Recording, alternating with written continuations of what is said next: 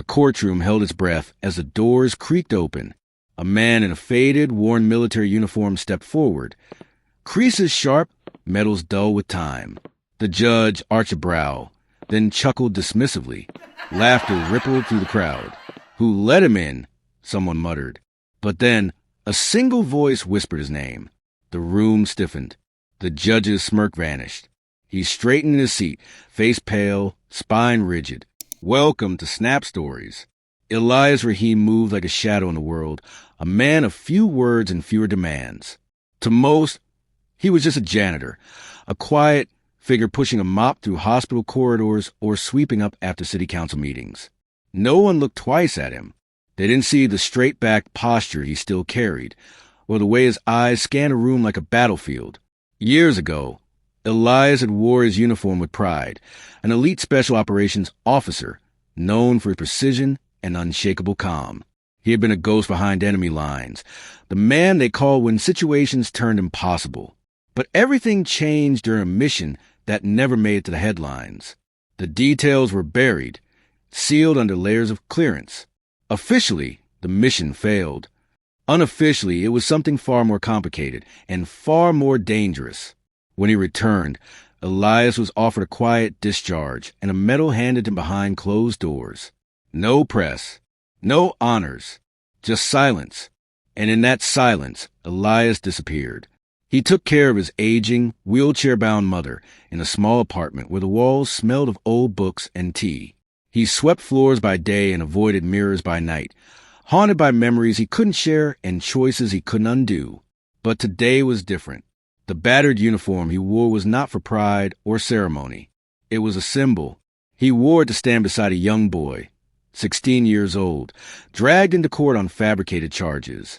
Elias had met him once, years ago, in the middle of that doomed mission. The boy had saved his life in a war-torn village, a gesture Elias could never forget. When the boy's case came to light, falsely accused, no one willing to speak for him, Elias knew he couldn't stay hidden. He didn't have money or influence, but he had his uniform. He had his presence. And he had a name that once commanded silence in the most dangerous places on earth. Civilian life had never made sense to Elias. The rules were murky, the battles hidden beneath suits and smirks. But this courtroom, this injustice, was something he understood. He hadn't come to win. He had come to stand. For the truth, for justice, for the boy who once risked everything for him. Elias entered the courtroom in silence, the echo of his boots drawing brief glances, most of them amused or annoyed.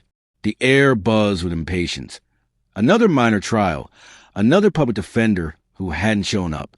Elias stood tall in his worn uniform, the patches faded, the fabric tired. His eyes, however, held a quiet fire. At the defense table sat Kareem, a young boy with trembling hands and eyes filled with confusion. He barely looked up. Elias had recognized him immediately when he saw the news. A teenage immigrant caught in a petty theft ring, accused of a crime too severe for his record and worse, abandoned by a broken legal system. The boy didn't remember Elias. He had been only 10 when he pulled Elias out from under gunfire during a rebel ambush in a remote village, an act that cost his own family dearly. Elias had never forgotten. Today was his turn to return the favor. As he requested to speak, the judge looked up from his notes, eyes narrowing. "And who are you supposed to be?" he asked, half laughing. "Veterans Day is months away." The courtroom chuckled. A government attorney leaned over and smirked. "You here to mop the floor or make a statement?" Elias's voice was steady and low. "Operation Glass Halo. Echo 6. Red flag directive. Wolf shade." Everything stopped. The room froze as if a switch had been thrown. One of the military aides, seated behind the prosecution, stiffened, eyes wide. He stood abruptly and whispered to his superior, a decorated colonel observing the case due to the boy's supposed ties to security interests. The colonel leaned forward, scanned Elias's face, and whispered again, his voice urgent. "It's him." A murmur spread through the courtroom. Laughter faded. Eyes widened. The judge's amused expression disappeared, replaced by unease. Within seconds, phones were checked, databases searched. Elijah Cain's name surfaced, redacted missions, medals unlisted, files labeled eyes only. The courtroom no longer saw a janitor. They saw a man whose actions had influenced war zones, whose word had once meant life or death behind enemy lines. The judge cleared his throat, suddenly formal. "Mr. Rahim, please proceed." Elias gave a nod, not of thanks, but of acknowledgement. This wasn't about recognition. It was about being heard. The room had finally realized who had entered and why. The courtroom might have gone silent, but the noise in Elias's mind never stopped. Every time he closed his eyes, he was back there, miles away from civilization, behind enemy lines in the jagged mountains of a nameless border. It had been a simple recon mission, until it wasn't. A warlord betrayed by one of Elias's informants turned the whole region into a kill zone overnight. Elias's team was ambushed. Most never made it out. Wounded, pinned beneath rubble, Elias had watched helplessly as insurgents scoured the area. That's when a small boy, no older than 10, appeared from the shadows. Kareem, without a word, he dragged Elias to safety, hiding him in an underground cellar. For 3 days, they lived in silence until rescue arrived. But that wasn't the end. Classified documents blamed Elias for the intel leak. Politics demanded a scapegoat. He was honorably discharged, but with no public recognition, no explanation.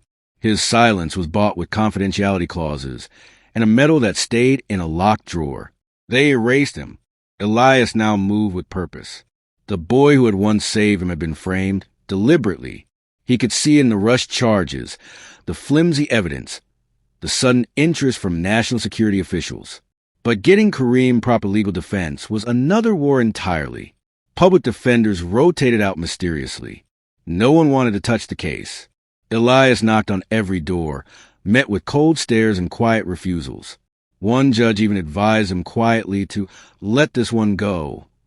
But Elias didn't let go. He couldn't. While Elias fought in court, a curious journalist, Amira Qureshi, began investigating. She recognized the code word Elias had used, wolfshade. Her sources turned up redacted operations and unnamed heroes. Through background leaks, she uncovered fragments of Elias's service record, covert operations, medals never awarded publicly, teams that never officially existed. Her expose began with a headline, "The Ghost Soldier in the Courtroom. Who is Elias Rahim?" Within days, media trucks lined the courthouse. Cameras caught Elias arriving each morning. They didn't know the full story, but they could sense the truth had found a crack. Elias didn't stop with legal routes. He visited the men he once led, some now retired, others still buried deep within defense operations. He found Commander Blake, his old team leader, at a private security facility. Face to face, Elias didn't ask. He ordered. "You owe me," Elias said, voice cold. "You owe him." Blake made the calls.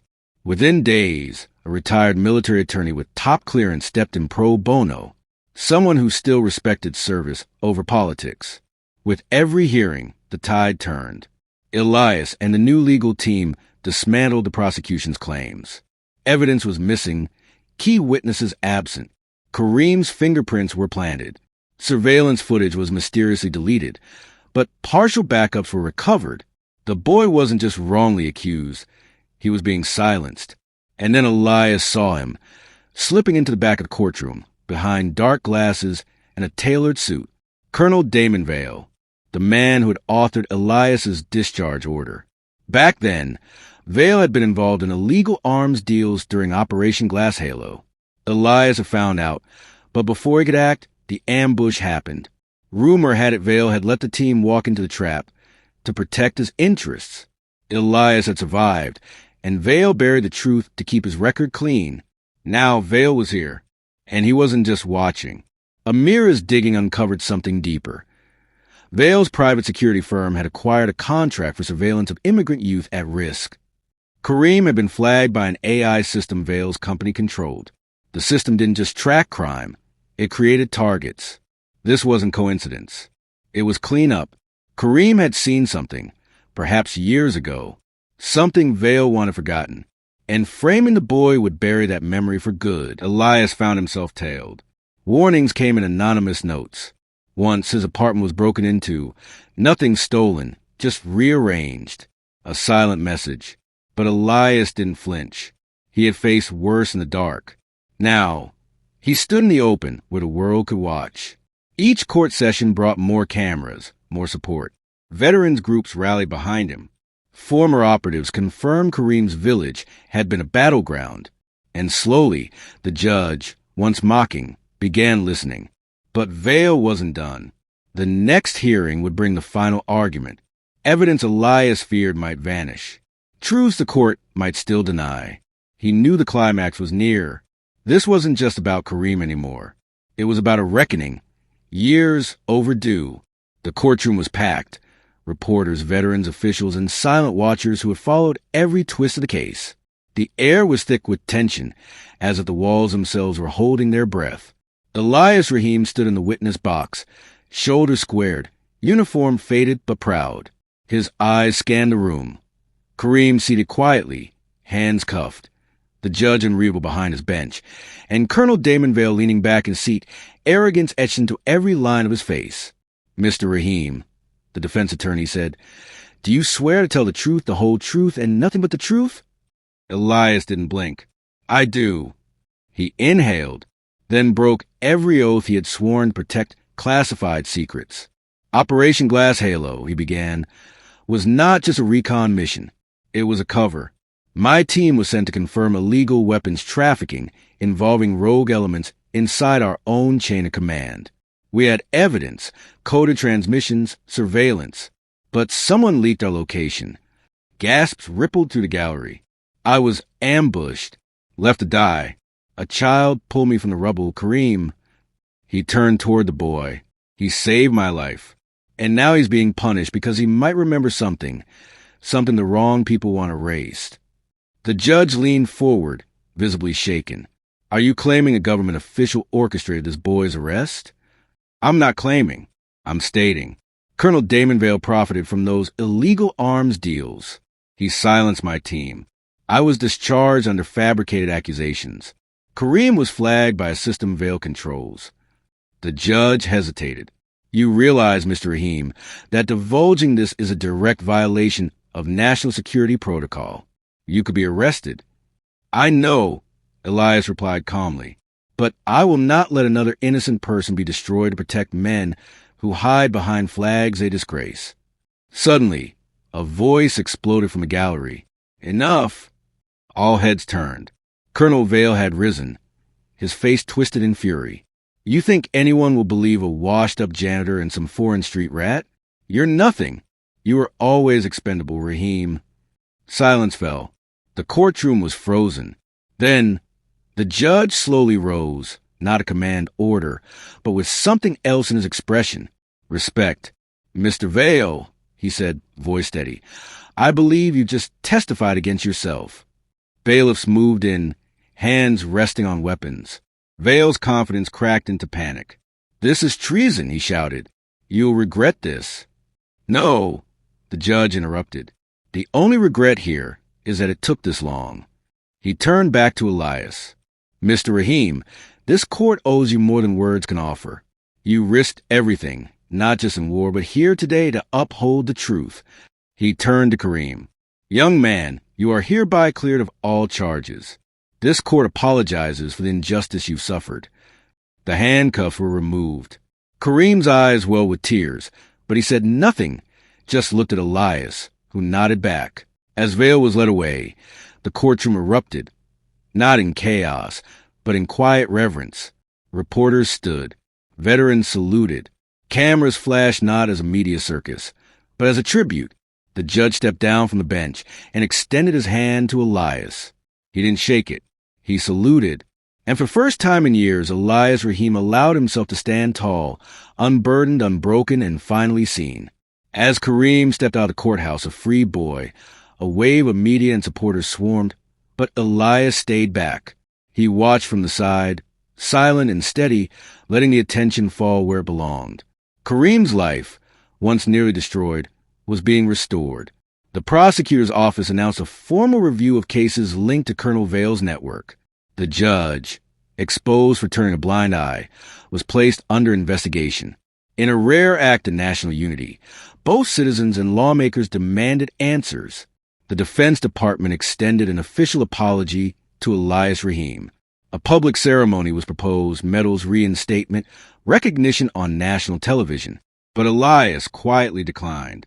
He visited a military memorial wall days later. A camera caught him tracing a name etched into stone, one of his fallen team members. When approached by reporters, he simply said, "They were the heroes, not me." He returned to his routine, still janitor by job title, still a caregiver to his ailing mother. Despite the nation's gratitude, Elias chose silence. He had always believed that integrity didn't require an audience. Still, his presence had sparked something greater. Stories surfaced about other veterans wrongfully dismissed. Advocacy groups formed. Policies began to change. And Elias, he quietly watched it unfold, never claiming credit, never stepping forward. The small apartment was quiet again. Elias helped his mother to bed, her breathing light and calm. He went to the corner of the room, opened the old wooden trunk where his uniform lay folded. Slowly, with a reverence known only to those who've worn it in blood and fire, he removed the medals. He placed the uniform inside, sealing it for the final time. A soft knock interrupted him. No one was at the door, but on the floor lay an envelope and signed. Inside, a handwritten note. "You saved my son. The country remembers." There was no return address, no signature, just a message that told Elias everything he needed to know. He looked out the window as the city moved on. Cars, laughter, headlines flashing on corner screens. Elias stepped outside and disappeared into that crowd. No longer burdened by shadows. No longer needing to prove anything. For the first time in years, the silence he carried wasn't heavy. It was peace.